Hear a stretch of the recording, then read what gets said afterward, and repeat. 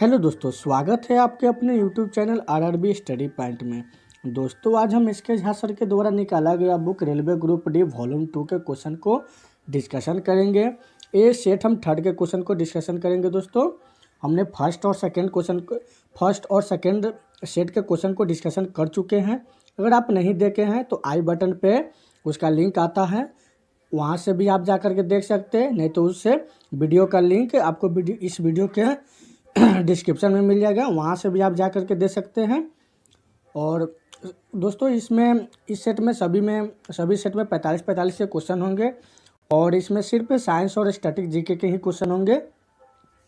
तो चलिए दोस्तों, वीडियो को स्टार्ट करते हैं। अगर आप इस चैनल पर नए हैं तो चैनल को सब्सक्राइब, लाइक और बेल आइकन प्रेस कर दें, ताकि मैं जब भी वीडियो अपलोड करूँ तो सबसे पहले आप तक नोटिफिकेशन पहुंच जाए फ्रेंड। और दोस्तों, अगर आप हमारे टेलीग्राम चैनल से नहीं जुड़े हैं तो आप हमारे टेलीग्राम चैनल से जुड़ जाइए। टेलीग्राम चैनल का लिंक आपको वीडियो के डिस्क्रिप्शन में मिल जाएगा और वहां पे सभी वीडियो का पीडीएफ मिलता रहता है और रोज़ शाम को क्विज होता है, वहां से आप क्विज लगा सकते हैं। तो चलिए दोस्तों, वीडियो को स्टार्ट करते हैं। देखते पहले क्वेश्चन से। पहली क्वेश्चन क्या है?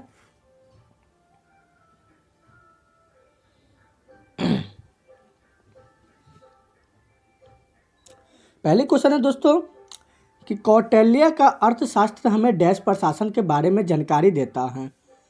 कौटिल्य का अर्थशास्त्र हमें डैश प्रशासन के बारे में जानकारी देता है। तो किसके बारे में जानकारी देता है? तो मौर्य के बारे में जानकारी देता है। किसके दोस्तों? मौर्य के बारे में जानकारी देता है। और अर्थशास्त्र का तीर्थ कितने हैं दोस्तों? अर्थशास्त्र का तीर्थ कितने हैं? तो 18 तीर्थ है। और इसका अध्यक्ष कितने हैं? इसका अध्यक्ष कितने हैं फ्रेंड? तो 27 अध्यक्ष है। कितने हैं? 27 अध्यक्ष हैं। देखते हैं दूसरी नंबर क्वेश्चन। प्लासी की लड़ाई में अंग्रेजों द्वारा किसकी पराजय हुई थी? प्लासी की लड़ाई में अंग्रेजों द्वारा किसकी पराजय हुई थी? तो किसकी पराजय हुई थी दोस्तों? तो सिराजुद्दौला के हुआ था। किसको हुआ था? सिराजुद्दौला का हुआ था। और युद्ध कब हुआ था? प्लासी का युद्ध कब हुआ था दोस्तों? तो युद्ध हुआ था 23 जून 1757 को हुआ था। कब हुआ था? 23 जून 1757 को प्लासी का युद्ध हुआ था। और इसका पराजय किसका हुआ था? तो सिराजुद्दौला का हुआ था। तीसरा नंबर क्वेश्चन है फ्रेंड कि ऋग्वेद संहिता का 9वां मंडल पूर्णतः किसको समर्पित करता है? ऋग्वेद संहिता का 9वां मंडल पूर्णतः किसको समर्पित है? तो किसके समर्पित है फ्रेंड? तो समर्पित है सोम देवता का। किसका दोस्त फ्रेंड? सोम देवता का समर्पित है दोस्त फ्रेंड। देखते हैं अगली क्वेश्चन फ्रेंड।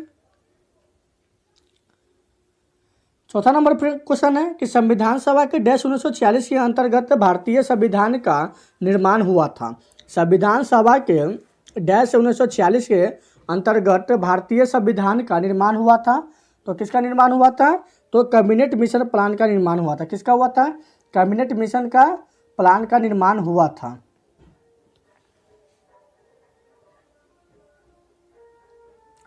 और कैबिनेट मिशन का प्रस्ताव प्रकाशित कब हुआ था? तो ये हुआ था 16 मई को हुआ था। कब हुआ था? 16 मई 1946 का हुआ था फ्रेंड। तो फ्रेंड, अगली क्वेश्चन देखते हैं।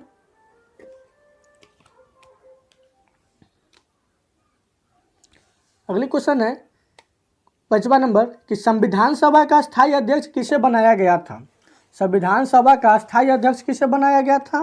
तो ये बनाया गया था डॉक्टर राजेंद्र प्रसाद को बनाया गया था। किसे बनाया गया था? डॉक्टर राजेंद्र प्रसाद को बनाया गया था। और बनाया कब गया था फ्रेंड? तो बनाया गया था 11 दिसंबर को। कब बनाया गया था? 11 दिसंबर 1946 को बनाया गया था। कब बनाया गया था फ्रेंड? 11 दिसंबर 1946 को बनाया गया था। छठा नंबर क्वेश्चन है कि न्यायालय के प्रारंभिक क्षेत्राधिकार से तात्पर्य है। न्यायालय के प्रारंभिक क्षेत्राधिकार से तात्पर्य है। तो क्या तात्पर्य है? तो तात्पर्य है कि पहली बार सीधे मामले की सुनवाई योग्यता। क्या है? न्यायालय के प्रारंभिक क्षेत्राधिकार से क्या तात्पर्य है? तो पहली बार सीधे मामले की सुनवाई की योग्यता है, जो कि ऑप्शन सी में दिया हुआ है फ्रेंड। सिमलीपाल वन्य जीव अभ्यारण्य डैश में स्थित है। सिमलीपाल वन्य जीव जो है जीव अभ्यारण्य वो डैश में स्थित है। तो कहाँ स्थित है फ्रेंड? तो स्थित है ओडिशा में है। कहाँ पे है? ओडिशा में स्थित है।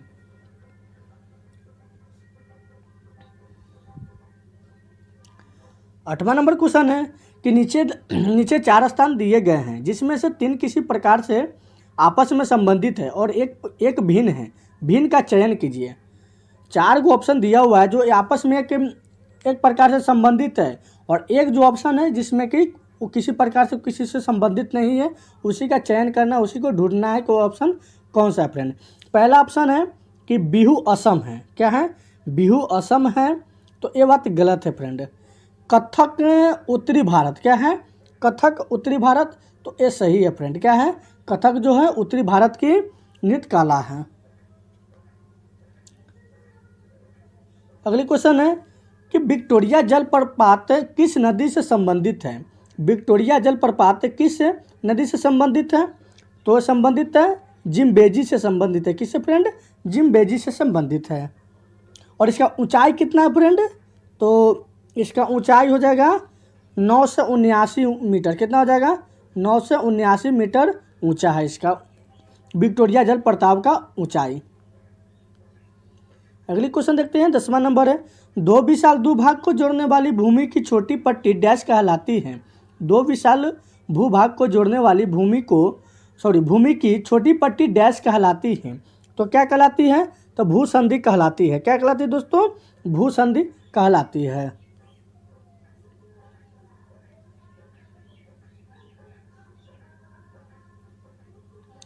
11 नंबर क्वेश्चन है कि न्यूनतम समर्थन मूल्य एमएसपी जिस शब्द के बारे में अक्सर समाचार में सुना जाता है, निम्नलिखित में से किससे संबंधित है? न्यूनतम समर्थन मूल्य एमएसपी जिस शब्द के बारे में अक्सर समाचार में सुना जाता है, निम्नलिखित में से किससे संबंधित है? तो किससे संबंधित है फ्रेंड? तो कृषि एवं विकास कल्याण से संबंधित है। किससे संबंधित है? तो कृषि एवं विकास कल्याण से संबंधित है। और इसका स्थापना कब हुआ था एमएसपी का? तो इसका स्थापना हुआ था फ्रेंड 1965 में हुआ था। कब हुआ था? 1965 में इसकी स्थापना हुआ था। किसका? तो ये हुआ था एमएसपी की स्थापना 1965 में हुआ था।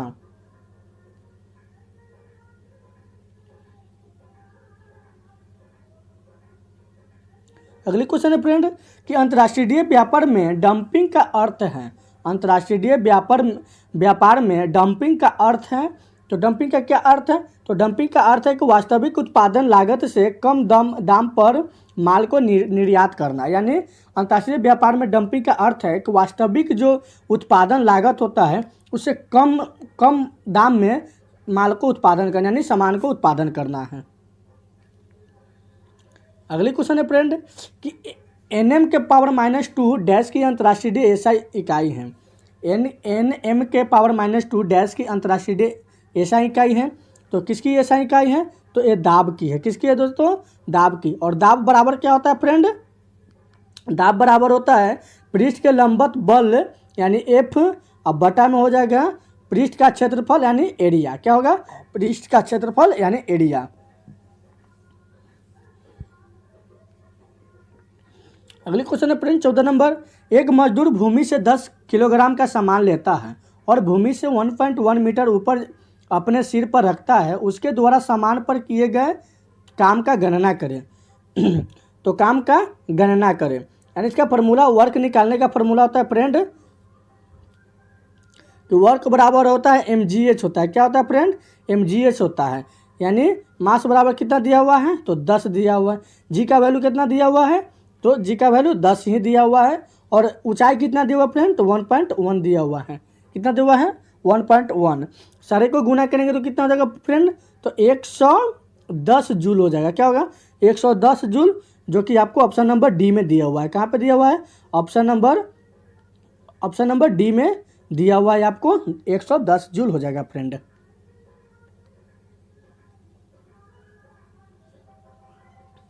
निम्नलिखित में से कौन सा कथन गलत है? निम्नलिखित में से कौन सा कथन गलत है? तो पहला कथन दिया हुआ है, पहला कथन है कि जब एक बस अचानक से रुकती है तो बस में बैठे के यात्री की पीछे की ओर पीछे की ओर झटका लगाता है। तो यही ऑप्शन गलत है फ्रेंड। पहली जो ऑप्शन है वो गलत है।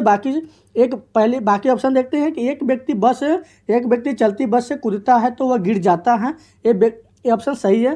दूसरी ऑप्शन है कि जब एक घूर्णन करता हुआ एक पंखा बंद हो जाता है तो यह कुछ समय तक घूमता रहता है, ये भी ऑप्शन सही है।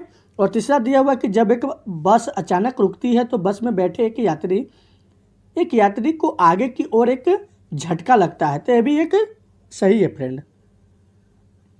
चलिए अगली क्वेश्चन देखते हैं। अपसर्व या इंफ्रासोनिक तरंग की आवृत्ति है।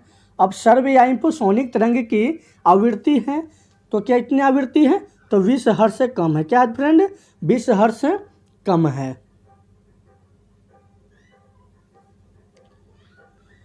अगली क्वेश्चन है फ्रेंड कि जिस तापमान पर तरल अपनी तरल अवस्था से ठोस अवस्था में परिवर्तित होता है उसे डैश कहा जाता है। जिस तापमान पर तरल अपनी तरल अवस्था से ठोस अवस्था में परिवर्तित होता है उसे डैश कहा जाता है। तो क्या कहा जाता है? तो हिमांक बिंदु कहा जाता है फ्रेंड। क्या कहा जाता है? हिमांक बिंदु कहा जाता है। और गलनांक और हिमांक बराबर होते हैं। क्या होते हैं? तो गलनांक जो है, गलनांक और हिमांक क्या होते हैं? आपस में बराबर होते हैं। अगली क्वेश्चन है फ्रेंड, निम्नलिखित में से क्या गुरुत्वाकर्षण के सर्वाधिक नियम से संबंधित नहीं है? निम्नलिखित में से क्या गुरुत्वाकर्षण के सर्वाधिक नियम से संबंधित नहीं है? तो किससे संबंधित नहीं है? तो चंद्रमा के चारों ओर पृथ्वी की गति से संबंधित नहीं है। चंद्रमा के चारों ओर पृथ्वी की गति से संबंधित नहीं है।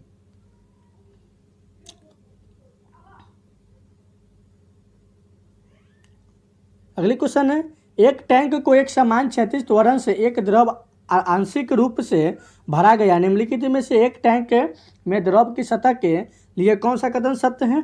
कथन फर्स्ट में दिया हुआ है कि द्रव की सतह गति की दिशा में गिरता है और टैंक के पीछे की ओर उठता है। दूसरा तो ये सही है, ये गलत है। क्या है फ्रेंड? पहली ऑप्शन जो है एक गलत है। दूसरा ऑप्शन है कि द्रव की सतह केवल टैंक के केंद्र पर गिरता है, ये भी ऑप्शन गलत है। नहीं फ्रेंड, गलती, सॉरी फ्रेंड, एक सेकेंड। हाँ, पहली ऑप्शन जो ही सही है कि द्रव की सतह गति की दिशा में गिरता है और टैंक के पीछे की ओर उड़ता है, ये सही है। क्या है? पहली जो ऑप्शन है वो सही है।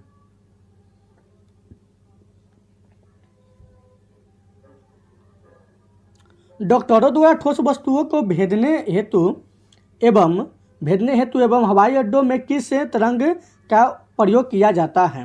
डॉक्टरों द्वारा ठोस वस्तुओं को भेदने हेतु एवं हवाई अड्डों में किस तरंग का प्रयोग किया जाता है? तो एक्स किरणें का प्रयोग किया जाता है। किसका किया जाता है? तो एक्सरे तरंग का प्रयोग किया जाता है फ्रेंड। अगली क्वेश्चन है फ्रेंड, एक उत्तल दर्पण जिसकी फोकस लंबाई f वायु में है को एक द्रव u बराबर 4/3 में डुबाया जाता है। द्रव में दर्पण की फोकस लंबाई क्या होगी? तो कितनी होगी फ्रेंड? तो इसकी फोकस लंबाई, तो लेंस की क्षमता क्या होता है फ्रेंड? तो लेंस की जो क्षमता होता है 1/फोकस दूरी होता है। क्या होता है? 1/फोकस दूरी होता है। तो इसका आंसर क्या होगा फ्रेंड? तो इसका हो जाएगा u बराबर कितना हो जाएगा? u बराबर 4/3 f हो जाएगा। कितना हो जाएगा? u बराबर 4/3 f हो जाएगा, जो कि ऑप्शन कितने में दिया हुआ है? तो 4/3 ऑप्शन बी में दिया हुआ है। कहाँ पे दिया हुआ है? ऑप्शन बी नंबर में दिया हुआ है। अगले क्वेश्चन देखते हैं फ्रेंड, परावर्तित किरणें के वास्तविक प्रतिच्छेदन द्वारा निर्मित प्रतिबिंब जो हम स्क्रीन पर देखते हैं डैश हो जाता है। क्या होता है? परावर्तित किरणें के वास्तविक प्रतिच्छेदन द्वारा निर्मित प्रतिबिंब जो हम स्क्रीन पर देखते हैं डैश होता है। तो क्या होता है? तो वास्तविक होता है। क्या होता है? वास्तविक होता है। अगली क्वेश्चन है 23 नंबर कि 12 वोल्ट का विभवांतर होने वाले दो बिंदुओं के बीच किया गया कार्य 36 जूल है। उन बिंदुओं के बीच रहने वाला विद्युत आवेश डैश होता है। तो वोल्ट बराबर कितना दिया हुआ है? तो 12 दिया हुआ है। और W बराबर यानी वर्क बराबर कितना दिया हुआ है? तो 36 जूल दिया हुआ है फ्रेंड। कितना दिया हुआ है? वर्क बराबर कितना है? तो 36 जूल है। तो क्या निकालना है दोस्तों? तो क्वेश्चन में कह रहा है कि उन बिंदुओं के बीच बहने वाला विद्युत आवेश, यानी क्वांटम निकालने के लिए कह रहा है। तो यानी W बराबर क्या हो जाएगा V, सॉरी Q बराबर हो जाएगा W/V, यानी कितना है W कितना दिया हुआ है 36 दिया हुआ है, और वर्क कितना 36 है, और B यानी वोल्ट कितना दिया हुआ है तो 12 दिया हुआ है, यानी 12 तिया 36, 3 कैलोरी हो जाएगा। कितना हो जाएगा 3 कैलोरी हो जाएगा, क्योंकि ऑप्शन सी में दिया हुआ है। अगली फ्रेंड क्वेश्चन देखते हैं कि कैल्शियम का परमाणु द्रव्यमान डैश है। क्या है? कैल्शियम का परमाणु द्रव्यमान डैश है, तो कितना है कैल्शियम का परमाणु द्रव्यमान तो 40 है। कैल्शियम का परमाणु द्रव्यमान कितना होता है तो 40 होता है।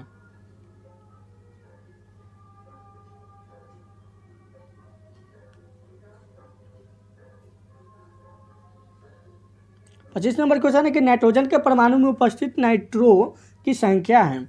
नाइट्रोजन के परमाणु में उपस्थित नाइट्रो की संख्या कितनी है तो नाइट्रो की संख्या है 7 है। कितनी है फ्रेंड तो 7 संख्या है।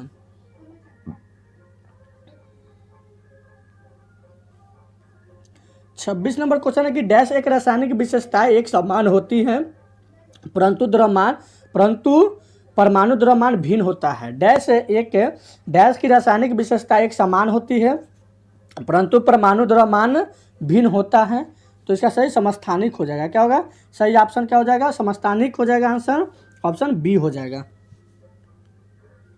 27 नंबर क्वेश्चन है कि निम्न में से कौन सा विस्तृत नहीं होगा। निम्न में से कौन सा विस्तृत नहीं होगा तो मेथी पाउडर विस्तृत नहीं होता है। क्या नहीं होता है तो मेथी पाउडर विस्तृत नहीं होता है।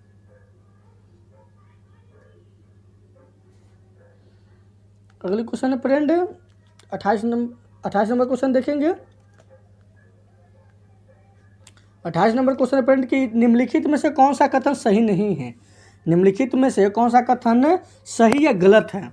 कथन फर्स्ट में दिया हुआ है कि एक अम्ल जो पूरी तरह से आयनों से आयनीकृत हो जाता है वह H+ आयनों की बड़ी मात्रा में उत्पादन करता है। उदाहरण के लिए HCl, H2SO4 और HNO3 होता है, तो ये ऑप्शन सही है। क्या है फ्रेंड ये ऑप्शन सही है। ऑप्शन बी को देखेंगे कि एक अम्ल जो आंशिक रूप से जल में आयनित हो जाता है वह H+ आयनों का कम मात्रा में उत्पादन करता है। उदाहरण के लिए है कि CH3, COOH, H2CO3, H2SO3, ये भी ऑप्शन सही है। तो जब ऑप्शन ए और बी दोनों सही हैं तो इसका सही आंसर क्या हो जाएगा फ्रेंड एक सेकेंड, इसका सही आंसर क्या हो जाएगा तो सही आंसर हो जाएगा ऑप्शन बी हो जाएगा। क्या होगा ऑप्शन बी नंबर होगा, जो कि ए और बी दोनों सही है। क्या है ए और बी दोनों सही है। अगले क्वेश्चन देखते हैं 29 नंबर क्वेश्चन के जंतुओं कोशिका में विकक को यांत्रिक समर्थन प्रदान करने के लिए डैश इथिपीलियम इसकी आंतरिक परत निर्मित करता है। जंतु कोशिकाओं में विकक की यांत्रिक समर्थन प्रदान करने के लिए डैश इथिपीलियम इसकी आंतरिक परत निर्माण करता है, तो उसका सही आंसर क्या हो जाएगा तो आयत फल की हो जाएगा। क्या होगा आयत फल की, जो कि क्यूवाइड है। क्या है आयत फल की क्यूवाइड है। अगले क्वेश्चन देखते हैं फ्रेंड 30 नंबर है कि एक वृक्षक की बाहरी संरक्षित परत होती है। एक वृक्षक की बाहरी संरक्षित परत होती है तो क्या होती है तो वल्कल होती है। क्या होती है वल्कल होती है। अगली क्वेश्चन है फ्रेंड कि निम्नलिखित जानवरों में से कौन सा त्रिपोलोवास्टी नहीं होता है। निम्नलिखित जानवरों में से कौन सा त्रिपोलोवास्टी नहीं होता है, तो यह सही आंसर क्या होगा जोली फिश होगा। क्या होगा सॉरी जेली फिश होगा, जेली फिश होगा। अगले क्वेश्चन देखते हैं भारत के जंगली जीव के संदर्भ में उड़न लोमड़ी डैश है। भारत के जंगली जीव के संदर्भ में उड़न लोमड़ी डैश है, तो क्या उड़न लोमड़ी तो एक चमगादड़ है। क्या है एक चमगादड़ है। मानव पाचन तंत्र में डैश से पित्त का स्राव होता है। मानव पाचन तंत्र में डैश से पित्त का स्रावत होता है, तो किससे होता है तो होता है यकृत से होता है। किससे होता है फ्रेंड यकृत से होता है। और यकृत मानव शरीर की सबसे बड़ी ग्रंथि है। क्या है यकृत जो है मानव शरीर की सबसे बड़ी ग्रंथि है। कौन है सबसे बड़ी ग्रंथि? सबसे बड़ी ग्रंथि मानव शरीर की सबसे बड़ी ग्रंथि कौन है फ्रेंड तो यकृत ही होता है। क्या होता है यकृत होता है। और यकृत पित्त रस का सावरण करता है। क्या करता है यकृत जो है पीत रस का सावरण करता है और इसकी प्रकृति क्या होता है, क्षारीय होता है। क्या होता है इसकी प्रकृति, तो क्षारीय होता है। चलिए फ्रेंड अगले क्वेश्चन को देखते हैं। 34 नंबर क्वेश्चन है कि वह विकल्प चुने जो संवहनी तंत्र के संदर्भ में सत्य नहीं है। वह विकल्प चुने जो संवहनी तंत्र के संदर्भ में सत्य नहीं है। तो पहला विकल्प है कि शरीर के वजन के लगभग 7 से 8% होता है। कितने प्रतिशत होता है, तो 7 से 8%।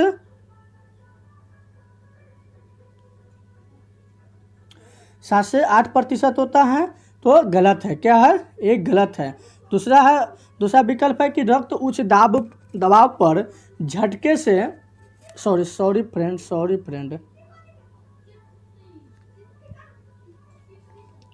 क्वेश्चन में कह रहा है कि सत्य नहीं है।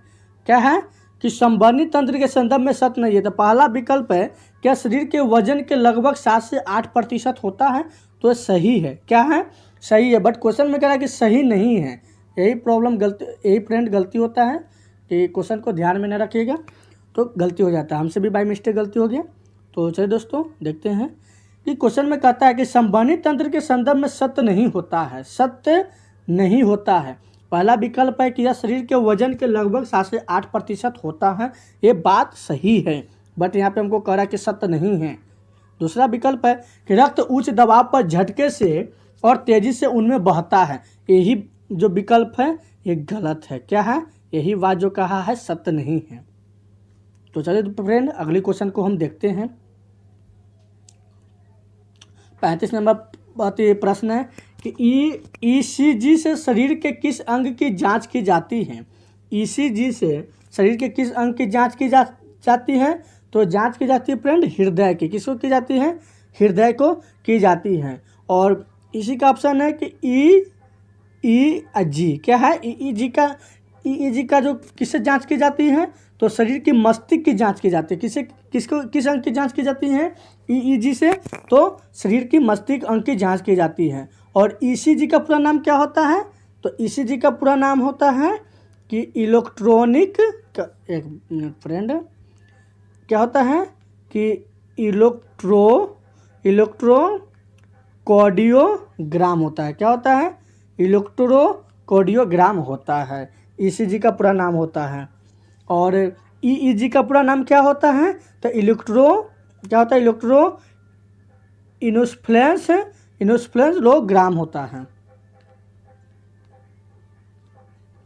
अगली क्वेश्चन है कि धारीदार पेशी डैश होती है। क्या होती है धारीदार पेशी, तो धारीदार पेशी जो है वो बहुनाभिक होता है। क्या होता है, बहुनाभिक होता है, जो कि ऑप्शन सी में दिया हुआ है। 37 नंबर प्रश्न है कि लाइकेन प्लांट डैश डिवीजन से संबंधित है। लाइकेन प्लांट डैश डिवीजन से संबंधित है, तो किससे संबंधित है, तो थैलोफाइटा से संबंधित है। किससे है, थैलोफाइटा से संबंधित है।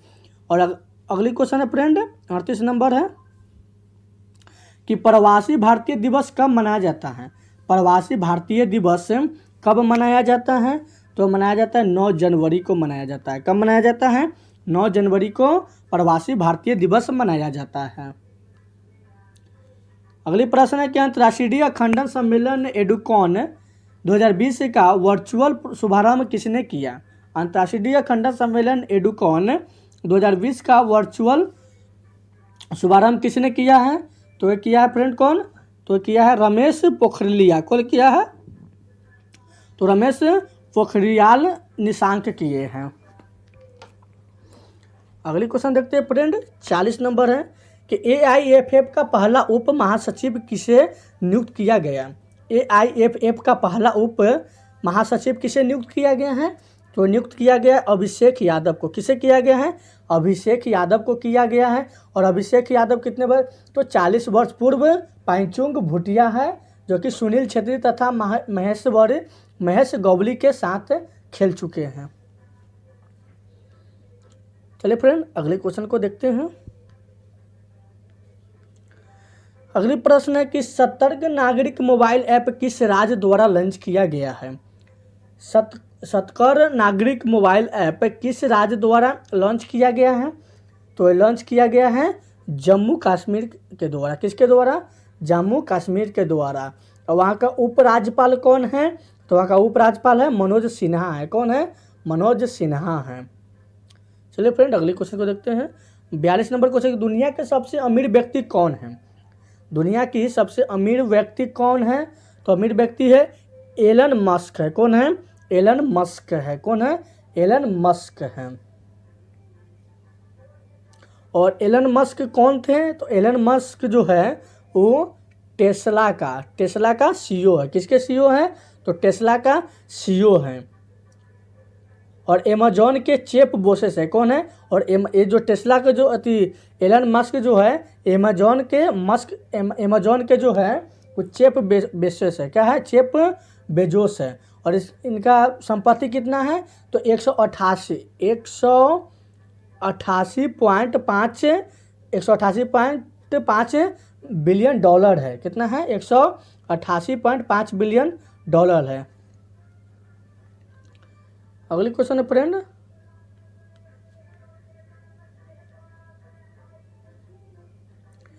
तैतालीस नंबर पर क्वेश्चन है कि किस बैंक ने सेना के जवानों के लिए सौर सैलरी अकाउंट लॉन्च किया है? किस बैंक ने सेना के जवानों के लिए सौर सैलरी अकाउंट लॉन्च किया है?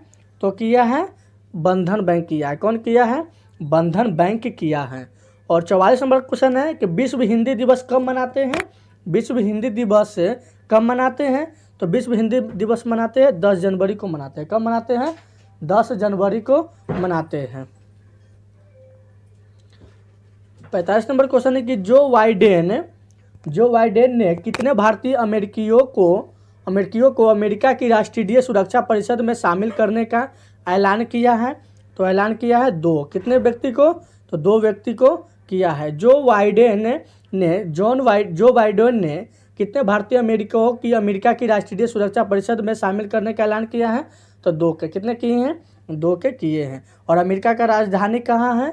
और अमेरिका का जो राजधानी है वो क्या है? वाशिंगटन डीसी में है। कहाँ है वो अमेरिका की राजधानी? तो वाशिंगटन डीसी में है। क्या है? Washington DC. एक मिनट फ्रेंड, डीसी में कहाँ पे है? वाशिंगटन डीसी में है। और अमेरिका का मुद्रा क्या है? तो अमेरिकी डॉलर है। क्या है? अमेरिकी डॉलर है। क्या है फ्रेंड? अमेरिकी डॉलर है। और पूर्व राष्ट्रपति कौन है वहाँ का अमेरिका का? तो डोनाल्ड ट्रंप है। कौन थे? डोनाल्ड ट्रंप थे। कौन थे? डोनाल्ड ट्रंप थे वहाँ का राष्ट्रपति। और इसका सही ऑप्शन क्या हो जाएगा? ऑप्शन बी हो जाएगा। 2 व्यक्ति को शामिल किए थे।